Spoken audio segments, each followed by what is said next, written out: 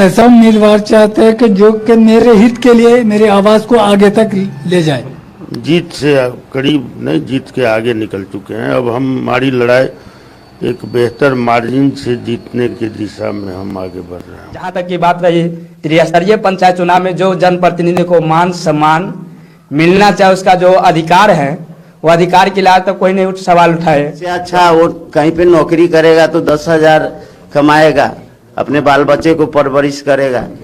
मैं तो गलत महसूस कर रहा हूँ इस वार्ड सदस्य बन के कि वार्ड सदस्य को 500 रुपया मानदेय भत्ता मिलता है, जो हम लोग को मजाक के बराबर समझ में आता है।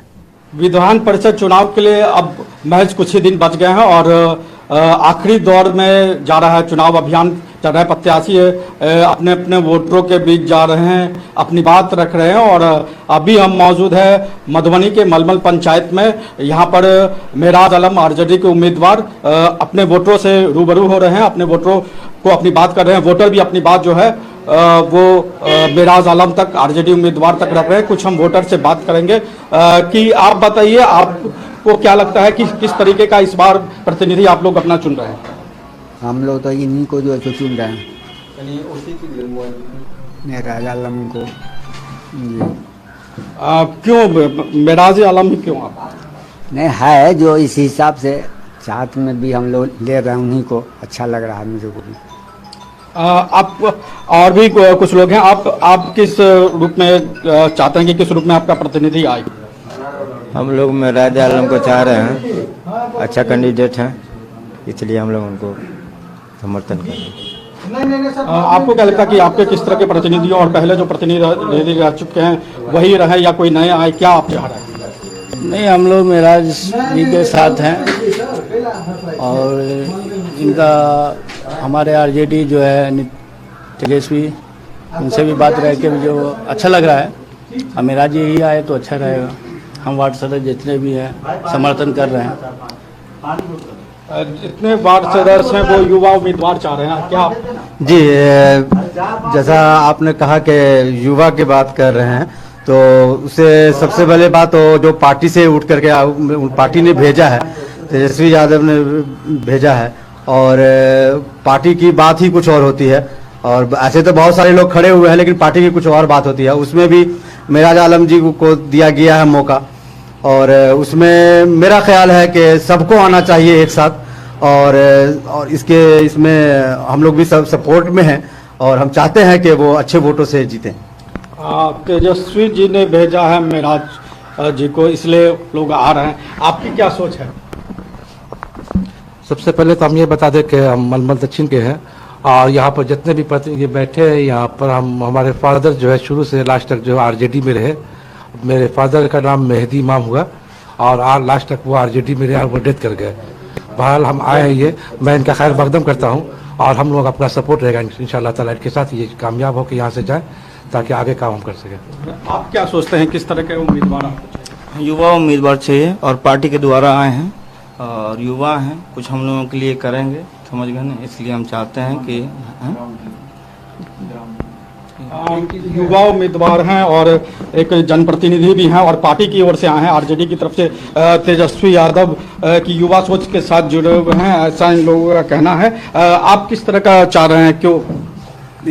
हम ऐसा उम्मीदवार चाहते हैं कि जो कि मेरे हित के लिए मेरी आवाज को आगे तक ले जाए।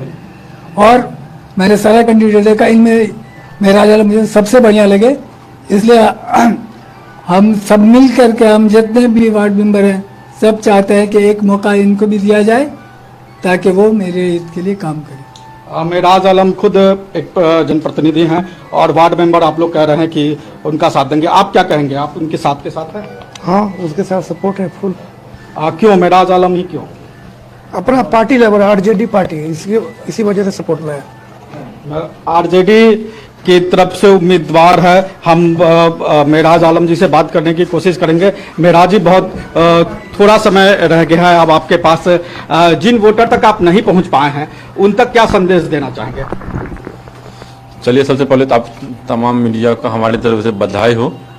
हम लगातार जनसंपर्क पंचायत समिति पंचायत प्रतिनिधियों के बीच दौरा कर रहे हैं। हमको निश्चित तौर पे लग रहा है कि हम परसेंटेज वोटर से मिले हैं और जिस वोटर से नहीं मिले हैं 2-3 दिन का समय बच गया है। हम हर संभव प्रयास करेंगे कि हम खुद जाकर के मिले, हमारे प्रतिनिधि जाकर के मिले, चाह रहे हैं कि निश्चित तौर पे मिले हम सबसे। जिन तक नहीं पहुंच पाए हैं उनको कुछ अगर आप संदेश देना चाहें तो। हम उनसे आग्रह यही करते हैं कि हमारे जो प्रतिनिधि हैं वो प्रतिनिधि जो आपसे जाकर के मिल रहे हैं तमाम प्रतिनिधि से, उसको स्वीकार करें, अभिनंदन करें। जिससे हम नहीं भी मिल पा रहे हैं अभी मिल पाएंगे तो निश्चित तौर पे उससे जाकर के हम खुद मिलेंगे। महराज आलम आरजेडी के उम्मीदवार हैं और उनको जीत दिलाने का जिम्मा जो है वो पूरे रणनीतिकार के रूप में राजकुमार यादव जी को दिया गया है। जो राजकुमार जी आरजेडी के वरिष्ठ नेता हैं, हम राजकुमार जी से बात करेंगे। राजकुमार जी, किस रणनीति के तहत आप आगे बढ़ रहे हैं? जीत के कितने करीब पहुंचे आप? जीत से करीब नहीं, जीत के आगे निकल चुके हैं। अब हमारी लड़ाई एक बेहतर मार्जिन से जीतने की दिशा में हम आगे बढ़ रहे हैं। इसमें कुछ कठिनाई भी आई आपकी, क्योंकि आपके पास विधान परिषद चुनाव का अनुभव है। उस अनुभव का आपको कितना लाभ मिला है? 100% लाभ मिल रहा है। कई बार पार्टी लाइन से हटके भी तो आपको समर्थन मिला है क्या इस बार? बहुत ज्यादा। कई राजनीतिक दल से मिराज आलम जी लगातार 10 वर्षों से पंचायत प्रतिनिधि के रूप में कार्यरत रहे हैं। पंचायत समिति थे 2011-16 में, जिला परिषद के उपाध्यक्ष, अभी प्रमुख। तो विभिन्न दल के अंदर में जो पंचायत प्रतिनिधि है उसको लग रहा है कि राजनीतिक दल कभी कोई पंचायत प्रतिनिधि को टिकट नहीं देता, अपने पार्टी के वर्कर को टिकट देता है। पहली बार किसी दल ने, माने राष्ट्रीय जनता दल और महागठबंधन ने मिराज आलम को बतौर एक प्रतिनिधि उम्मीदवार बनाया है। इससे काफ़ी हर्ष और उल्लास है मधुबनी जिले के जनप्रतिनिधियों के बीच में, और इसी के चलते कई लोग अपना दल की सीमा को तोड़कर भी मिराज आलम को समर्थन दे रहे हैं। हम लोग ऐसे प्रतिनिधि को चुनना चाहते हैं कि जो हम लोग के बीच में रहे और हम लोग को मान सम्मान और काम करने का काम करे। उससे पूर्व में भी हम लोग ने जनप्रतिनिधि को चुने, वो न कभी भेंट किए, न कभी मुलाकात किए, न कभी हम लोग से मिलने आए हैं, न हम लोग को पंचायत या प्रखंड स्तर पर किसी भी स्तर से अपने फंड का हम लोग के लिए जनप्रतिनिधि के लिए कोई सुख सुविधा का उपलब्ध करवाए हैं। इसीलिए हम लोग बदलाव चाहते हैं, जो हम लोग को साथ रहे, हम लोग को मिलजुल के हम लोग के साथ काम करे, कदम कदम से मिलावे। ऐसे प्रतिनिधि को भाई मेरे मिराज आलम है, इनको हम लोग चुनना चाहते हैं। आप किस तरह का प्रतिनिधि चाह रहे हैं? ये तो बदलाव की बात कर रहे हैं, आप क्या कहना?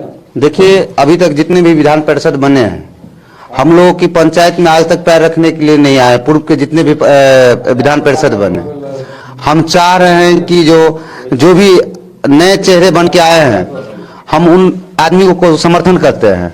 और जो हम लोगों को जनप्रतिनिधि को इस बार मान सम्मान मिला है, मैं उस चीज के लिए मैं खुश हूँ।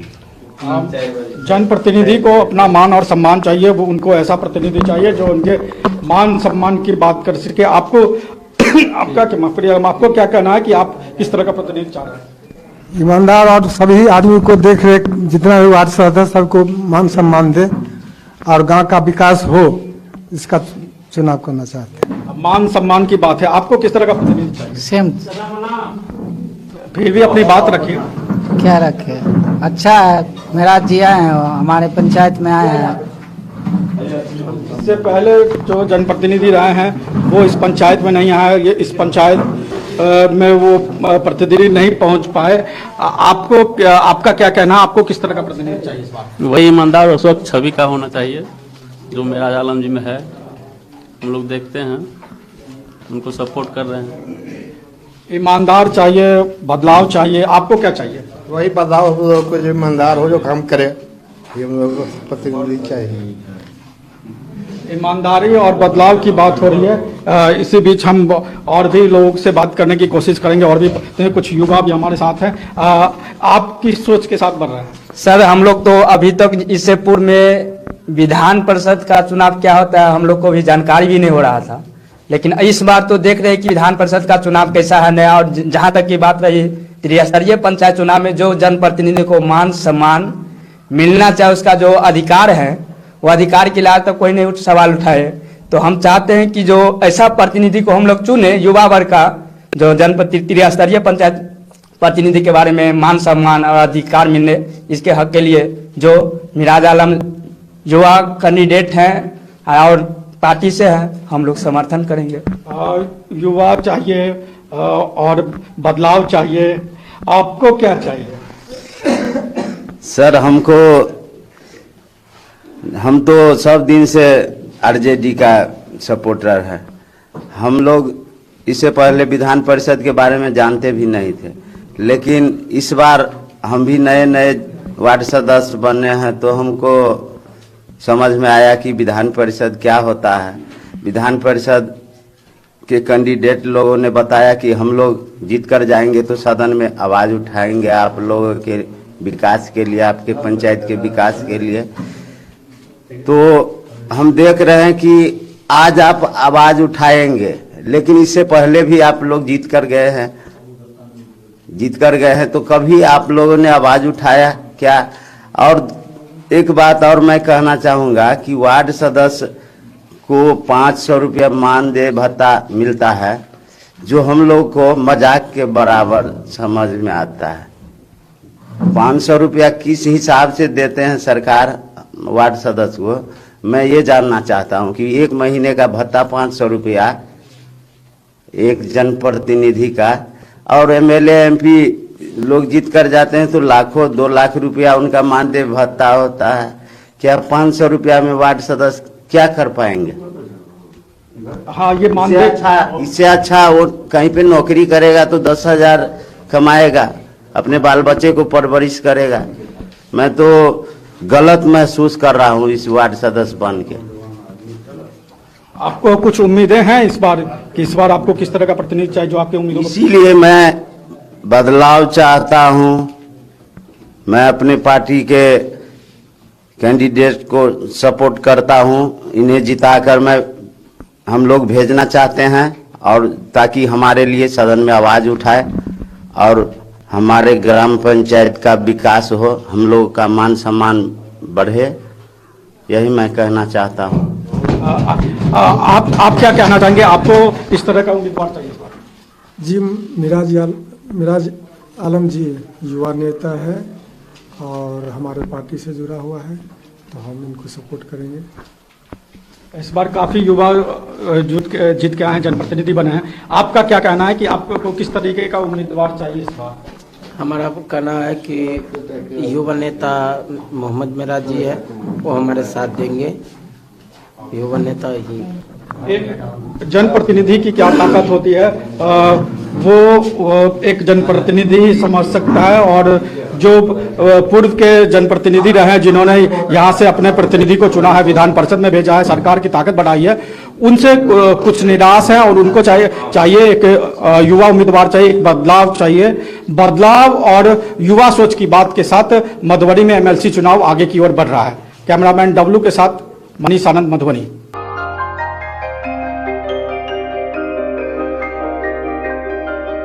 इस कोविड पेंडेमिक में सब ये शहर छोड़कर अपने शहर, अपने घर चले गए। हम लोगों का अपना शहर तो है, लेकिन वहाँ अपना घर नहीं। अगर सिचुएशन और खराब होता चला गया तो हम जाएंगे कहाँ? अरे ये प्रॉब्लम तो हर शहर में है, लेकिन हाँ, अपने शहर में भी अपना घर तो होना ही चाहिए। होना चाहिए तो कहाँ है अपना घर? ये है ना, ई होम्स पैनोरमा पूर्णिया में, अपने शहर में अपना घर। पूर्णिया में पैनोरमा ग्रुप लेकर आए हैं ई होम्स पैनोरमा। बड़ा घर, आलीशान जिंदगी और अत्याधुनिक सुविधाओं के संग। E Homes Panorama, luxurious lifestyle redefined.